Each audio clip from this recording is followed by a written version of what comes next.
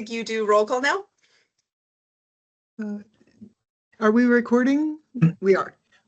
We are now recording. Yeah, I've been usually keeping track, so I'm going to skip roll call for this time around, just so we got a lot of stuff to do. So we have quorum. We have 10 folks here. Excellent. Okay. All right, so next on the agenda is agenda review, and we have the consent item of approving our meeting minutes. So any changes requested to the agenda? Okay, seeing none, we'll move forward. Any objection to approving the October meeting minutes? All right, seeing none, moving forward. Okay, we have some council housekeeping, so I will throw it to Rowan. Sorry, I'm pulling up the agenda so I can make sure I'm going over everything that's there. Okay. Kevin, help me with this. I think what we, I'm not looking at the agenda. I thought I had it up on my screen, but I don't. Let me see if I can get it real quick. Here we go. Okay, got it. Yeah. All right. Oh, okay. Got it. Okay, so we have just approved the purchase of Qualtrics. Yay! So we're going to have I know, I'm very excited. It took like almost 3 months. But we finally got it just the other day. And so we will have Qualtrics. We will also have a data person who will be entering the survey into Qualtrics for us. My next goal is to get a SurveyMonkey so that we can use SurveyMonkey as a second platform. As I've mentioned to a couple of folks here, I think SurveyMonkey has better security than Google Forms or Microsoft Forms. Some of the colleges use it. Those that don't, the educational license is only about $300 a year. So we're hoping that that will be feasible for them since we can provide them the whole survey package. And it would definitely be, I think, a lot better methodologically to have them use our package rather than try to enter every question in accurately and do all of the responses in sequence and everything. The project timeline review, just to let you know where we're at, we're doing pretty good. I'm really pleased, folks. So we have the draft survey that everyone's looking at. We'll get that into Qualtrics. The outreach committee is going to be developing the pilot plan, which will be specific dates. There is like an informed consent type page that we're going to be using some information we need to develop some information for the institutions about how we would like them to help administer the pilot. Those of you who are at universities, we are looking for students to take the pilot. We would prefer that they have some kind of background in DEI or advocacy or prevention or health peer education, something like that. So if you can just let folks know, we will send out more materials, more recruitment materials. We feel like it's better to target specific populations than to open it up to just anybody, because that'll be really confusing for folks. So yeah, so that'll be coming. I would love to get 100 responses. I'm not sure that we can, but we're going to try for that. And of course, the data that we collect from that survey, we're not really going to use that except to make sure that the reports are populating. We don't care if it's accurate. People can answer in any way that they want to, and we'd like them to try it a couple different ways. So we're going to be looking for user experience and technical experience, or the technical. We want people to let us know what the user experience was like and if there were any technical glitches as they were taking the survey. The pilot period will probably be about the last 2 weeks of April at this point. So I'm hoping that we can get materials out to the schools by around the 31st of March and give them a couple weeks to prepare for it, get the pilot opened up April 14th through the 25th, which is about 2 weeks. And then that'll give us an opportunity, that'll give us a chance to get feedback in time to make changes to the survey We will also simultaneously, those of you who are on the survey writing committee, we will probably be asking you to mostly move over to the outreach and implementation committee, because we're going to start really working on the implementation guidelines. That is the next product that we want to have available. The goal is to have all of the drafts, the final draft survey, final draft recommendations, which will be commented. We will open the recommendations for comment to the institutions, but we'd like to have everything kind of gathered together and ready to go by June 30th, because that's the last day that I'm here on contract. It's very likely that there'll be somebody beyond me if it's not me. But it would just be so much easier if we could get everything kind of tied up by June 30th. So that's what we're shooting for currently. That will still keep us in line to have everything formally approved by HEC in August at their meeting. And we will make our statutory deadline of the beginning of the fall semester, have the survey and implementation recommendations available to folks. This council will need to decide at some point, just for future reference, we'll talk about this, I'm sure, in another meeting, but you'll need to decide what kind of meeting schedule you'd like to have after September. So that's where we are in terms of timeline. Are there any questions about all of that? I do have one little question. I'm not sure what I will keep living in Oregon after this May, so will I still be able to serve as a voting member if I decide to move to another state? Thank you for asking, Belle. Your position on the council is a student position. So once you graduate, you won't be able to serve on the council in that capacity, which I know I'm not the only one who will miss you terribly for that, but we all want you to go on and have, be successful. Yeah, thank you for the clarification. Yeah.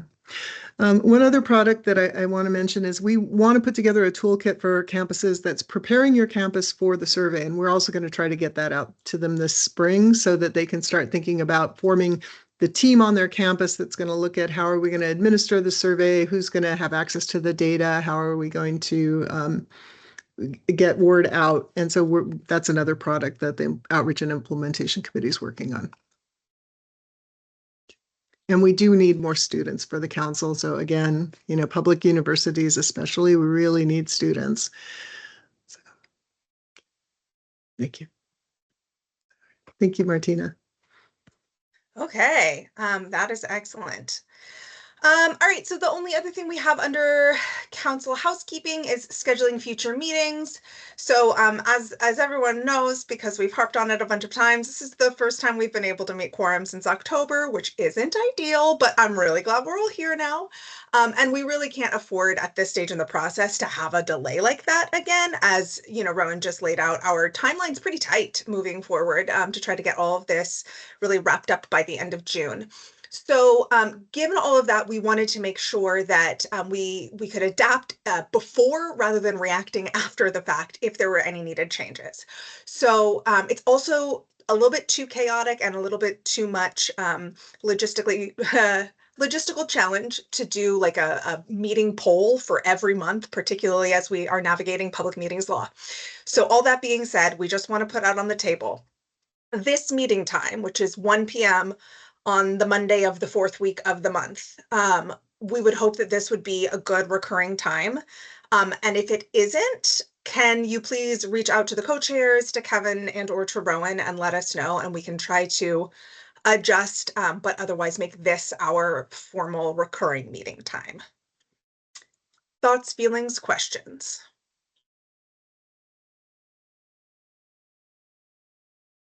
None. Excellent. I'm really hoping we can. Oh, Carolyn, sorry, you go ahead. Took me a second to unmute.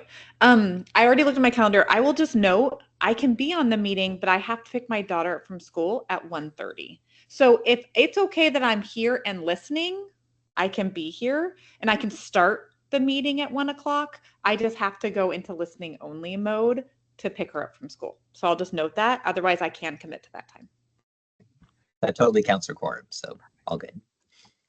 Yeah, we just need your brain present in some fashion, even if it's a slightly distracted brain. Mine is always a little distracted. Okay, any other questions or concerns or things anyone wants to say about that future meeting time or that standing meeting time? Oh yeah, Jenna. Just making sure so I get it on my calendar appropriately. Through which month are we thinking that time would be standing? That's a good question. Rowan, honestly, you might have a better answer than me. I would guess that we want to keep that through June. And then by our meeting time in June, we will have decided as a committee what happens after as this council moves towards, do we meet monthly? Do we meet quarterly? Do we never meet each other again? Is that correct, Rowan?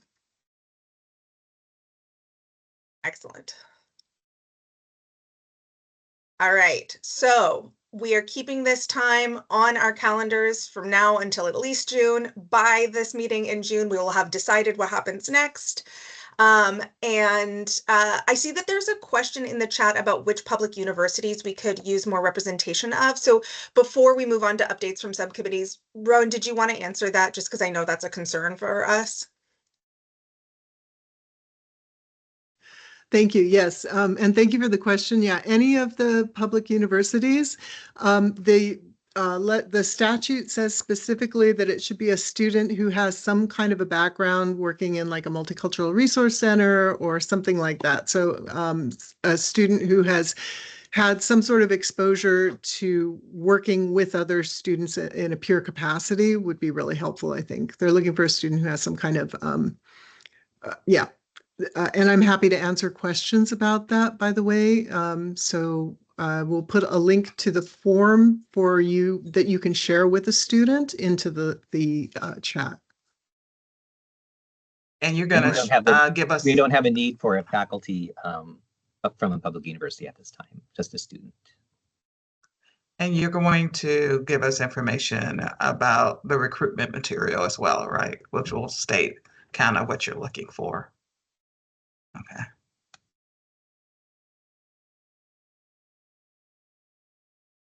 Okay.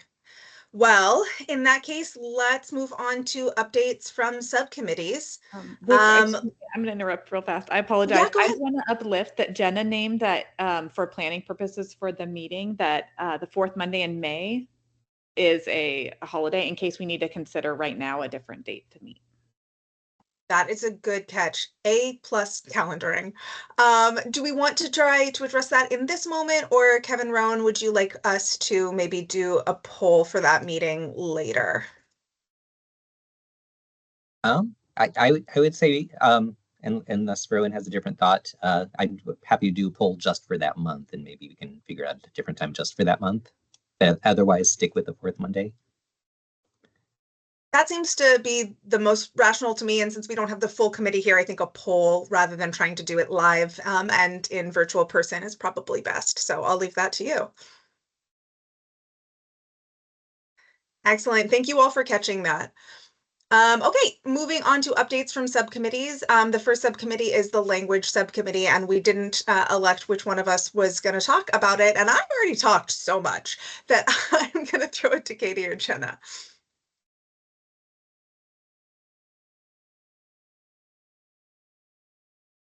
I'm happy to start, and then Katie or Martina, you just jump in there.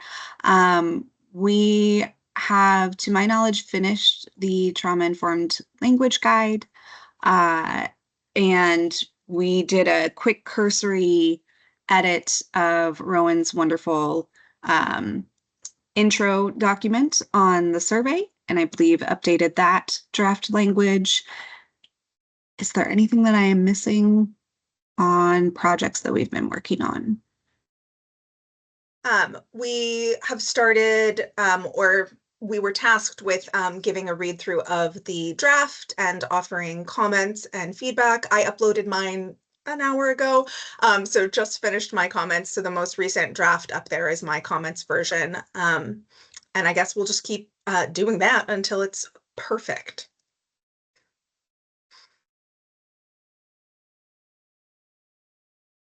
Okay. Anything else that we need to add from language subcommittee? I don't think so. Okay, great. Outreach subcommittee, Andrew. Thank you. Well, lots of exciting stuff from the Outreach and Implementation Subcommittee. I think Rowan kind of hit all the main points earlier on. But I will just drop in the chat the kind of general framework for what we are considering in our outreach plan. And there's the link if you'd like to view it that way as well. I guess just a few key updates. Number one, we've been looking into IRB related things. And as of right now, what we're kind of thinking is that if the University of Oregon IRB provides some guidance, we might be able to close some gaps for smaller schools that may not have an IRB of their own. More to come on that for sure. Second, yeah, implementation toolkit, all of that is in here. First things first, would love to open it up from folks at the schools. If there's anything that you feel like is missing that would help you in your role to administer this survey, particularly related to FAQs or guidelines. A lot of these things are starting to get pieced together, but I just think it's been so long since we've seen everyone that we want to make sure that the other committees have a voice in this as well. So there's that. I want to make some space for that. But the very last thing, yeah, that I think we already know is that HEC is licensing Qualtrics for the pilot. So yeah, I guess subcommittee members, anything I'm missing? Second, other folks, anything you'd like to see in this toolkit?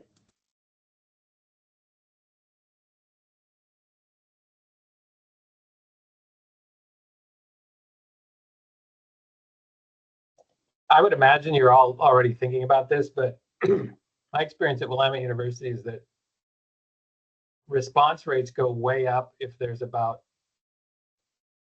5 to 8 different sort of strategies for outreach. And I would cite as our example, we did the HMS survey for the second time last spring, and forgive me if I've told this story before, but we had like, by their standards, outstanding response rates, and we later figured out it was because we had done all sorts of different kind of outreaches, and that included asking faculty at faculty meetings to take the message back to their classes, posters, student groups, the student government working on it. So this is going to be, I think, particularly challenging to get a high degree of participation in. So the more there is in those frequently asked questions or those resource packets to schools about explicit or specific ideas about ways to reach out to generate additional response rates, I think would be really, really helpful. I suspect I'm telling you what you already know, but in case not, I think that's one of the crucial pieces to this actually being a useful survey over time. Absolutely. And thank you for raising that. I think that story of your immaculate response rates has kind of become folklore in our subcommittee. So I appreciate that. Okay.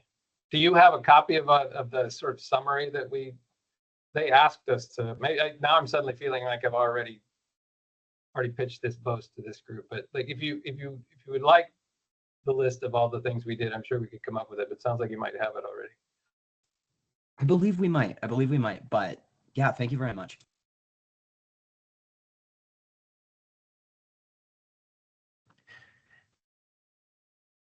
Jenna, I see you have your hand raised. Yeah, and I apologize if this is stated somewhere in the documents that have already been created. I've been thinking a lot about how to support our local programs and campus programs advocacy-wise, since we know that this will likely drive people connecting and wanting support for violence that they've experienced. So I don't know what that looks like internally with OCODSFA, and I know that I need to talk to the Sexual Assault Task Force about what their plans are for bolstering capacity to support more survivors that are reaching out. But I'm wondering if that is included, like here's your local program, here's your campus program, if that's included in any of these documents, and or if it's not, if it should be. Thank you, Jenna. I am sure that is in one of my very several versions of my notes, but thank you very much for raising that. That's a great point.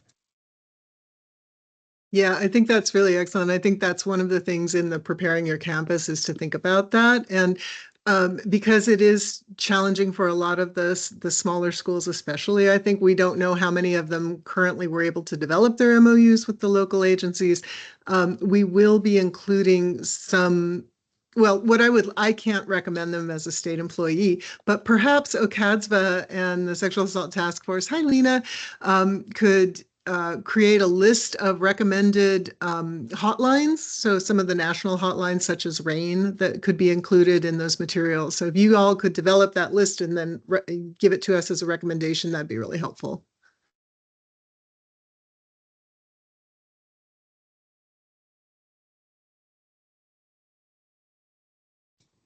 Yeah, that actually would be incredibly helpful. Thank you very much. Yeah, sorry, I'm having one of those chaotic moments where I'm outside of my house, but yes, that sounds great. And we can work on that. Absolutely. Jenna, I will connect with you because I'd love to hear your ideas.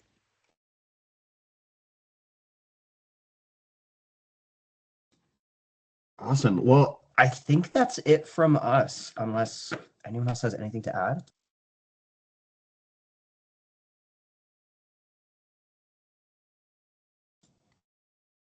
Great. I'll turn it back over to you, Martina.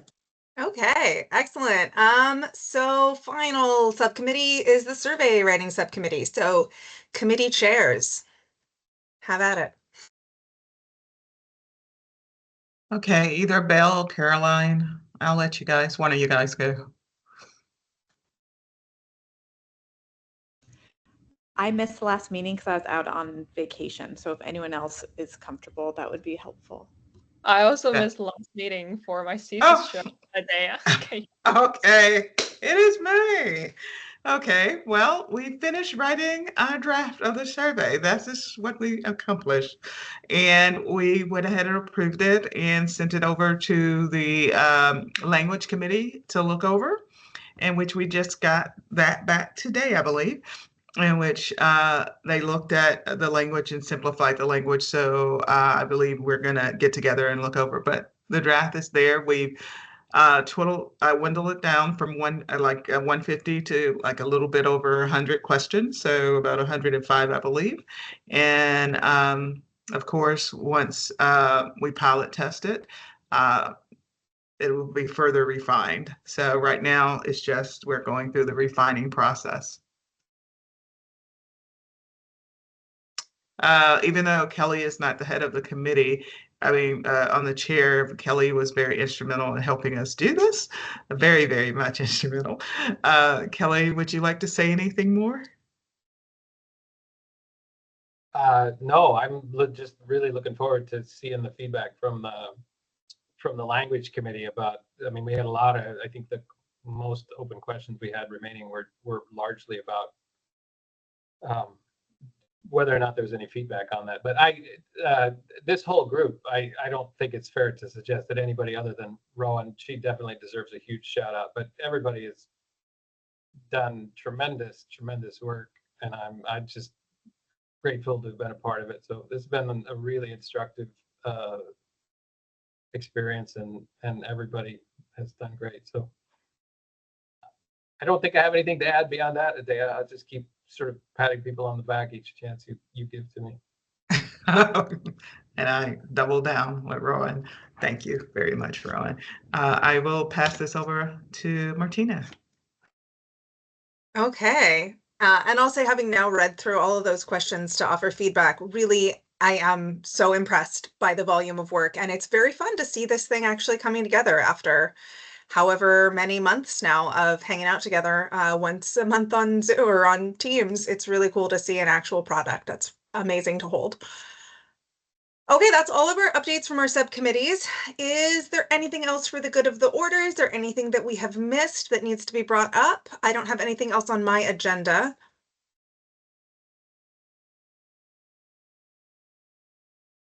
Okay, well, seeing none, then I believe that we can adjourn.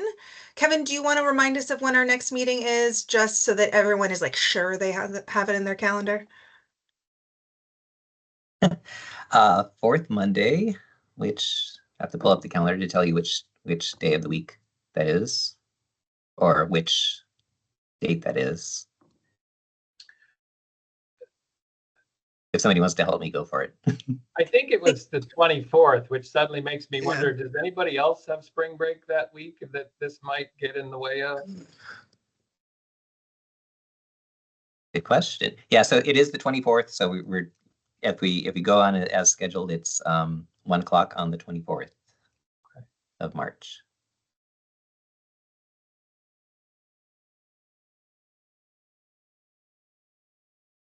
You always on break then? Okay. For those of you who are on break, does that mean that you're going to actually be on break?